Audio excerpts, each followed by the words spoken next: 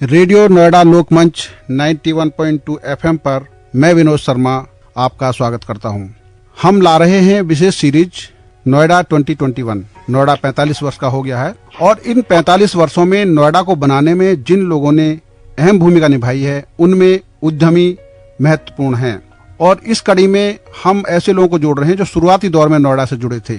आज हमारे साथ जुड़ रहे हैं नोएडा के देश के जाने माने उद्योगपति SM गर्ग जी। गर्ग साहब से हम जानेंगे कैसे उनका रहा नोएडा से नाता। मैं गर्ग साहब का अपने रेडियो स्टूडियो में स्वागत करता हूं। गर्ग साहब नमस्कार। नमस्कार। गर्ग साहब, मैं विनोद शर्मा रेडियो नोएडा लोकमंच 91.2 एफएम पर आपका स्वागत करता हूं और जानना चाहता हूं कि नोएडा में पहली बार आप जब आए तो आपने क्या देखा और नोएडा को आपने पहली बार कब सुना? जी, हमारे श्रोताओं के साथ शेयर कीजिए। 1976 में एक दिन सवेरे मैं अपने पिताजी के साथ और भाई के साथ बैठा चाय पी रहा था। अखबार सामने रखा था। पन्ने पलटते हुए मैंने एडवर्टाइजमेंट देखा। एक बड़ा सा एडवर्टाइजमेंट आया हुआ था। तारीख था कि नोएडा के अंदर उन लोगों को स्थापित करा जाए, किया जाए जो लोग दिल्ली के अंदर अनऑर्गेनाइज्ड कॉलोनीज के अंदर या इंडस्ट्रियल एरियाज के अंदर बहुत गंदे हालात में इंडस्ट्रीज चला रहे हैं, जैसे आनंद पर्वत इंडस्ट्रियल एरिया और बहुत सारे छोटे छोटे क्लस्टर इंडस्ट्री हुए थे, जिनकी वजह से दिल्ली का विकास नहीं हो पा रहा था। दिल्ली में गंदगी रहती थी और बहुत ही मुश्किल हालात में वहां पे लोगों की जिंदगी चलती थी। और उसकी वजह से जो आसपास की कॉलोनियां होती थी, घर होते थे, वो लोग भी तकलीफ में रहते थे। तो इन लोगों को पुनर्स्थापित करने के लिए स्वर्गीय तिवारी जी और संजय गांधी जी ने ये मन आया और एक एक्ट ला करके नोएडा की रजिस्ट्रेशन और एक पॉलिसी बनाई, इसको स्थापित किया और उसके लिए ये एडवर्टाइजमेंट था। अच्छा। हम लोग उस टाइम ट्रेडिंग करते थे। उम्र कोई समझो 21 साल के करीब की थी। नया नया व्यापार में अपने पिताजी के साथ लगा था। मैंने कहा हम भी एक फैक्ट्री लगा लेते हैं। तो पिताजी बोले ठीक है लगाओ। तो हम लोगों ने यहाँ पर प्लॉट अप्लाई कर दिया। का दफ्तर होता था कनाट प्लेस में। तो वहां गए, बातचीत करी। मन में ये था कि सरकारी दफ्तर में जा रहे हो, पता नहीं क्या वातावरण होगा। परंतु वहां जाके एक सुखद आश्चर्य हुआ। जो भी लोगों से मैं मिला सब लोग बड़े पॉजिटिव मेंटेलिटी के थे और प्रतीत हो रहा था कि बाहें खोल के स्वागत कर रहे हो। हम लोगों ने वहां से समझा, फार्म लिए, अप्लाई किया। धीरे धीरे ये काम चलता रहा। लगभग 79 में हमने अपना यहाँ पे काम शुरू किया। तो उस टाइम मैं जब यहाँ आता था तो यहाँ कुछ भी नहीं था। दूर दूर तक खेत नजर आते थे, हरियाली नजर आती थी और चिल्ला रेगुलेटर के पास एक इनका छोटा सा साइट ऑफिस होता था। तो वहां जाते थे, पहले वहां बात करते थे। परंतु सबसे अच्छी चीज मेरे को लगी, नीचे से ऊपर हर एक आदमी यहाँ पर पॉजिटिव था। हर आदमी मे आई हेल्प यू वाले कंसेप्ट से चलता था। आज मेरी समझो जिंदगी ही निकल गई है नोएडा के अंदर। 40 से ऊपर मैं यहाँ आ रहा हूँ, रोज काम कर रहा हूँ। ये हम लोगों का सौभाग्य है कि उत्तर प्रदेश सरकार ने भी यहाँ पे बहुत अच्छे सीनियर, मैच्योर्ड और पॉजिटिव मन वाले ऑफिसर्स को, सीनियर IAS ऑफिसर्स को, दूसरे ऑफिसर्स को भेजा जो एक से एक बढ़ के मेहनती और कर्मठ लोग थे। इन लोगों ने इसको बड़े प्यार से इसको बच्चे को पाला और बड़ा किया और आज एक विशाल रूप में हम सबके सामने हैं। और दूसरा गुड लक ये रहा कि नोएडा अथॉरिटी ने जो एम्प्लॉयमेंट करी, लोगों को रखा, स्टाफ रखा, वो भी बहुत बेहतरीन रखा। वो लोग भी बड़े पॉजिटिव मन के थे। जैसे कहते हैं जैसा राजा वैसी प्रजा। बिल्कुल ठीक बात है। तो जैसे सीनियर ऑफिसर्स अच्छे नेचर के और बहुत प्रोग्रेसिव माइंड के, हेल्पिंग एटीट्यूड के थे। ऐसे नोएडा का स्टाफ भी ऐसा था। जी जी जी। रहते हम लोगों ने जब काम शुरू किया, दिक्कतें तो देखिए भाई साहब बहुत आई। आज उन दिक्कतों को याद करते हैं। जी जी। रॉ मटेरियल वगैरह लाने में दिक्कत रहती होगी सर, सप्लाई करने में। इसमें दिक्कत थी भाई साहब जी। हर चीज के अंदर दिक्कत थी। यहाँ पर जब पहले बिल्डिंग बनाई हम लोगों ने तो सीमेंट ही नहीं मिलती थी। अच्छा। नोएडा अथॉरिटी से सीमेंट मिलती थी। यहाँ के ऑफिसर के पास जाते थे, वो अपनी समस्या बताते थे, 50 कट्टे 100 कट्टे दे देते थे। कहते साहब मेरा तो इतना काम है, मेरे को तो 500 कट्टे चाहिए। तो ये लोग मदद करते थे। हम भी इनके साथ दिल्ली के अंदर जो डिफरेंट डिपार्टमेंट से लोग सीमेंट के लिए रिक्वेस्ट करते थे, मैं भी कई दफा यहाँ इनके ऑफिसर्स के साथ गया। जी। तो मेन हमारा भी मकसद था साहब, हमें काम करना है और मिलजुल है। बिल्कुल। और इन लोगों का भी ये था कि जब आप यहाँ पर आए हैं, आपके काम में प्रगति आए, आपका काम रुके नहीं। जी जी जी। ये जो चीज थी, इसके सारे हम आज तक यहाँ नोएडा में कर रहे हैं। पहले एक उद्योग लगाया, डिफिकल्टीज तो चलो आई, कहीं टैक्स की प्रॉब्लम्स थी, कहीं परचेज टैक्स देना पड़ता था, फिर सेल्स टैक्स भी देना पड़ता था। अलग अलग टाइम में स्कीमें आई, फिर गवर्नमेंट ने यहाँ पर सेल टैक्स एक्सेम्पशन की स्कीम लाए। तो यहाँ के अधिकारीगण हमारी समस्याओं को सरकार के पास पहुंचाते थे।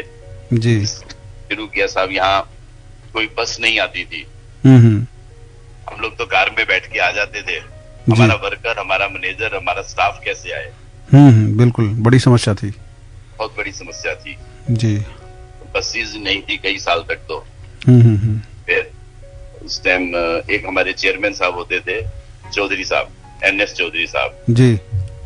उनके पास हम लोग गए, उनको बोला, उन्होंने समस्या को समझा जी। उन्होंने DTC के चेयरमैन से बातचीत करी, उनको एक डिपो यहाँ पर दिया और बसें चलवाई। और साहब उस बस चलना एक बहुत बड़ा आशीर्वाद के तौर पे हम लोगों ने महसूस किया।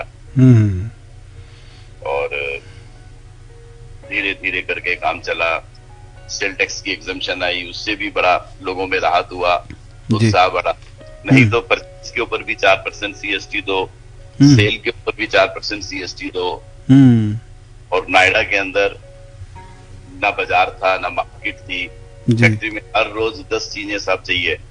आज ये हो गया, आज ये टूट गया, ये फूट गया, सब भागो जी। तो जो प्रोडक्टिविटी होती थी वो दिल्ली की इंडस्ट्री या कहीं और की जो इंडस्ट्री होती है उसके मुकाबले नोएडा की इंडस्ट्री की प्रोडक्टिविटी भी 20% 25% कम ही आती थी। कॉस्ट भी ज्यादा पड़ती थी, ज्यादा है, ऊपर से टैक्सेस की मार। और कहीं फार्म 31 चलता था एक यूपी में, उसका बवाल था। धीरे धीरे धीरे धीरे सब हमारे ऑफिसर्स की वजह से, हमारी नोएडा एंटरप्रेन्योर एसोसिएशन बहुत कर्मठ है, वो लोग काम करते थे। फिर अपने कुछ मित्रों ने मिलकर यहाँ पर एक जॉइंट ग्रुप ऑफ नोएडा की स्थापना करी। जी जी जी। अंदर हम लोगों ने, आपके साथ हेल्थ केयर नहीं थी, कोई डॉक्टर अवेलेबल नहीं था। कभी कोई बीमार हो जाए, कभी कोई चोट पेट लग जाए, जी जी, कोई इंतजाम नहीं था। तो जॉइंट ग्रुप ऑफ नोएडा ने भी यहाँ पर एक डिस्ट्रिक्ट बनाई और वहां पर फ्री इलाज किया। इस तरीके से करते करते ये मंजिलें चलती रही, धीरे धीरे आसान होती गई जी। आज भगवान की दया से नोएडा देश का ही नहीं, लगभग दुनिया में सबसे बड़े इंडस्ट्रियल एरियाज में से एक है। जी जी जी। इंडिया में तो किसी भी जगह चले जाओ जी, मैं नोएडा से आया हूँ, तो इसके बाद उसको ये नहीं बताना पड़ता ये नोएडा कहाँ है। बिल्कुल बिल्कुल, सामने वाले को पता होता है नोएडा उत्तर प्रदेश में है, दिल्ली के पास है और बहुत बड़ा इंडस्ट्रियल स्टेट है। जी जी। तो ये सब इस तरीके से रहा। उस वक्त मुश्किल था, लेकिन आज हम बैठे हैं, आनंद करते हैं और मेरे को लग रहा है आने वाले टाइम में नोएडा और बड़ा हो जाएगा। जी जी। अब एयरपोर्ट भी आ रहा है। हाँ हाँ बिल्कुल। एयर की सर्विसेज इतनी है, ट्रांसपोर्ट की कोई दिक्कत नहीं है जी। और हजारों इंडस्ट्रीज हैं और उत्तर प्रदेश के अंदर मेरे ख्याल से नोएडा के बराबर कोई भी स्टेट नहीं है जहाँ इतनी सारी प्रोडक्ट्स बनती हो, इतनी सारी लेबर काम करती हो, जी जी, इतना न्यू इकट्ठा होता हो और एक बहुत अच्छा शहर बन गया है। जी जी जी। और थोड़ी बहुत अभी है समस्याएं, मैं इस वक्त इनको बोलना तो नहीं चाहता। जी जी जी। सफाई सुझाव के रूप में तो आप बता ही सकते हैं, जिससे कि जो इस समय मौजूदा प्रशासन है वो अपनी बात कर सके उस पे। मतलब सारी चीजें अच्छी हैं, तो एक आध मेरे को लगता है जी जी जी बोल भी देना चाहिए जी। कि थोड़ा सा इंक्रोचमेंट का मामला है, जो कि झोपड़ियों की समस्या है, सफाई की है, ये चीजें हो जाए तो ये एक बेहतरीन शहर बन जाएगा। जी जी जी जी, बहुत बड़ी बात आपने कही। और एक चीज और मैं जानना चाहता हूँ कि इंडस्ट्रियल के हिसाब से, जैसे जिस तरह इंडस्ट्री सिटी ये शुरू में बना था, आज उस हिसाब से इंडस्ट्रियलिस्ट को उन फैसिलिटीज पे अमल हो रहा है, या उनमें कुछ और जरूरत है कि इस समय जैसे ईएसआई का है, वो इंफ्रास्ट्रक्चर मौजूदा जो लोगों के कर्मचारियों के लिए काम आता है, उन पे काम करने की जरूरत है? कुछ इस तरह का जो आप अगर सुझाव के रूप में दें, बताएं। वैसे तो कोई भी चीज कभी भी कंप्लीट नहीं होती जी है। जी जी जी जी। ईएसआई डिपार्टमेंट बहुत अच्छा काम कर रहा है। पहले यहाँ पर अस्पताल नहीं था। हाँ हाँ। हम लोग जमाने में ये डिमांड होती थी, साहब ईएसआई को लाओ, ईएसआई का अस्पताल बनवाओ। जी जी जी। ये होने से वर्कर्स को बहुत सुविधा हो गई है। लेकिन देखिए साहब, स्कोप ऑफ इम्प्रूवमेंट तो हमेशा प्राइवेट में भी होता है और सरकारी में भी होता है। जी जी जी जी। सरकारी में शायद थोड़ा सा ज्यादा होता है स्कोप, लेकिन स्कोप हर जगह रहता है। बिल्कुल बिल्कुल। अगर ईएसआई की एक दो अस्पताल और बन जाएंगे तो बहुत अच्छा है। बिल्कुल बिल्कुल। वर्क फोर्स यहाँ पर बहुत ज्यादा है और अब तो बहुत चारों तरफ ये फैल गया है। जी जी जी जी। बट ओवरऑल मैं कहता हूँ कि देखिए, समस्याएं जी तो सुलझाने से सुलझती हैं। बिल्कुल। हमारी सरकार भी ऐसी है, बिल्कुल, जो बहुत ही पॉजिटिव है, समस्याओं को सुलझाने के लिए सजग रहती है। जी जी। हमारा नोएडा का प्रशासन भी बहुत अच्छा है हमारे, तो हर तरीके से मतलब सपोर्ट तो मिलती है साहब। जी जी जी। और हम लोग खुशनसीब हैं, यहाँ पर आकर के हमने काम किया, यहाँ पर हमने ग्रो किया। जी जी, बहुत अच्छा सर। आपने रेडियो नोएडा लोक मंच 91.2 पर आपकी नोएडा से जुड़ी यादों को शेयर किया, इसके लिए आपका बहुत बहुत धन्यवाद। Thank you sir. नमस्कार। नमस्कार सर, नमस्कार। अभी आप सुन रहे थे नोएडा के जाने माने उद्योगपति SM गर्ग जी को, जिन्होंने बताया कि 1975-76 से वो नोएडा से जुड़े हैं और कैसे उन्होंने इंडस्ट्री लगाई, किन हालातों का सामना करना पड़ा।